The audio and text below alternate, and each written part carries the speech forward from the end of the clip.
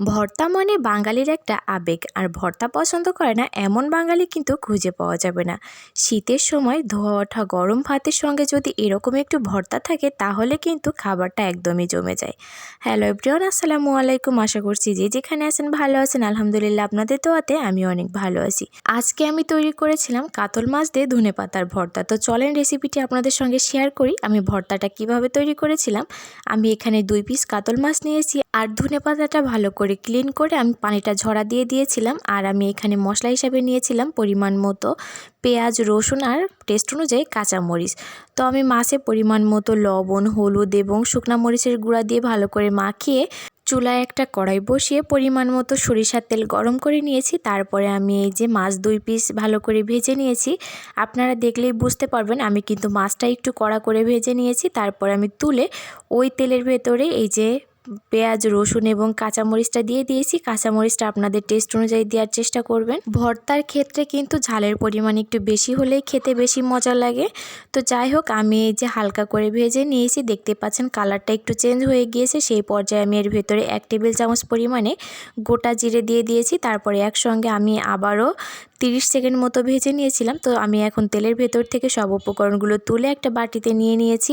এখন আমি ওই তেলের ভেতরে এই যে ধনেপাতাগুলো দিয়ে দিলাম। আপনারা চাইলে ধনেপাতাগুলো কুচি করেও কেটে নিতে পারেন। তো যাই হোক, দেখতেই পাচ্ছেন ভাজতে ভাজতে কিন্তু এর পরিমাণটা একদমই কমে গিয়েছে। ধনেপাতাটা কিন্তু বেশি ভাজা যাবে না। আমি কিন্তু 30 সেকেন্ড মতো ধনেপাতাটা ভেজে নিয়েছিলাম। তো তারপরে আমি এর ভেতর থেকে তুলে নিয়েছি। এখন আমি সব উপকরণগুলো এখন একটা পাত্রে নিয়ে নিব।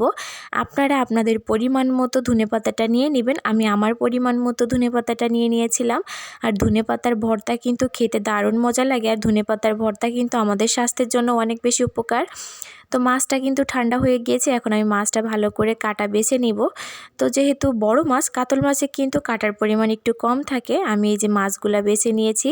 এখন আমি ভর্তাটা শিলপাটায় করে নিব। আপনারা চাইলে ব্লেন্ডারের সাহায্যেও করে নিতে পারেন। তবে শিলপাটায় ভর্তা করলে কিন্তু সেই ভর্তাটা খেতে বেশি মজা লাগে।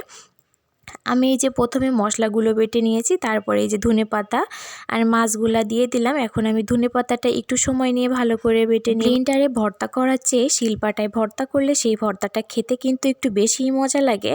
তো যাই হোক, আমি এই যে সব উপকরণগুলো একসঙ্গে ভালো করে বেটে নিয়েছি। এখন আমি এর ভেতরে একটু খাঁটি সরিষার তেল দিয়ে দিব। সরিষার তেল ছাড়া তো ভর্তা অসম্পূর্ণ। আমি এর ভেতরে একটু টেস্ট অনুযায়ী লবণ দিয়ে এই যে হাতের সাহায্যে একটু ভালো করে মাখিয়ে নিলাম। আমি এই যে একটা পাত্রে তুলে নিয়েছি। এখন আমি শিলপাটার ভেতরে ভর্তা করেছি, আর যদি গরম ভাত মাখিয়ে না খাই তাহলে তো মজাই হবে না। আমি এই যে পাটার ভেতরে ধোয়া ওঠা গরম ভাত নিয়ে নিয়েছি। এখন আমি ভর্তার সঙ্গে মাখিয়ে নিব। তো মনে হলো ভর্তাটা একটু কম হয়ে গিয়েছে, তো আমি বাটির থেকে একটু ভর্তা নিয়ে এই যে মাখিয়ে নিলাম। মাখানোর পরে যখনই আমি মুখে দিয়েছি মনে হলো মুখের ভেতরে ব্লাস্ট করে উঠেছে। এতটাই মজা ছিল। আপনাদের কাছে আমি অনুরোধ করব, আপনারা যারা এভাবে ট্রাই করেননি অবশ্যই একবার হলে ট্রাই করবেন। খেতে যে কী পরিমাণে মজা ছিল। তো এটাই ছিল আমার আজকের ভিডিও। আজকের ভিডিওটি ভালো লাগলে অবশ্যই একটা শেয়ার দিবেন। ধন্যবাদ সবাইকে।